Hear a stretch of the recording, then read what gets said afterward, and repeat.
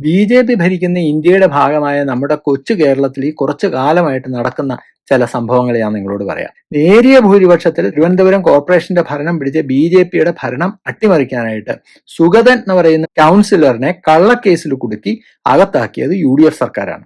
ഇതുപോലെ പൗരത്വ നിയമത്തിന് അനുകൂലമായി പോസ്റ്റ് ഇട്ടു എന്നുള്ള ദേഷ്യത്തിൽ പത്മരാജൻ എന്ന് പറയുന്ന ഒരു പാവം സ്കൂൾ മാഷിനെ കള്ളക്കേസിൽ, അതും പോക്സോ കേസിൽ കുടുക്കി സുഡാപ്പികളെ സുഖിപ്പിക്കാനായിട്ട് അകത്തിട്ടത് അന്നത്തെ LDF സർക്കാരാണ്. പിന്നെ പാറ്റ സമരം, ആർട്ടിക്കിൾ 370 പിൻവലിക്കാനുള്ള സമരം, ഹമാസ് ഐക്യദാർഢ്യം, വന്ദേമാതരത്തിനെതിരായിട്ടുള്ള മതേതര രാജ്യവിരുദ്ധ ആഭാസ നാടകങ്ങളെല്ലാം ഇടതു ഭരിച്ചാലും വലതു ഭരിച്ചാലും ഒക്കെ നമ്മുടെ കേരളത്തിൽ യഥേഷ്ടം നടക്കുന്നുണ്ട്. എന്നിട്ടും ഈ അരാജകവാദികളായ രാജ്യദ്രോഹികൾ പറയുന്നത് നരേന്ദ്രമോദി ഫാഷിസ്റ്റ് ആണെന്നാണ്. പക്ഷെ എനിക്കൊരു പരാതി നരേന്ദ്രമോദിയോട് പറയാനുണ്ട്. ദേവി ചെയ്തെന്റെ മോദിജി ഈ ഗാന്ധി കുപ്പായം ഒന്ന് അഴിച്ചു വെച്ചിട്ട് മോദിജി ഒരല്പം ഫാഷിസ്റ്റ് ആവണം. അല്ലെങ്കിൽ ഇവന്മാരെല്ലാം കൂടി ഈ നാട് കുട്ടിച്ചോറാക്കും.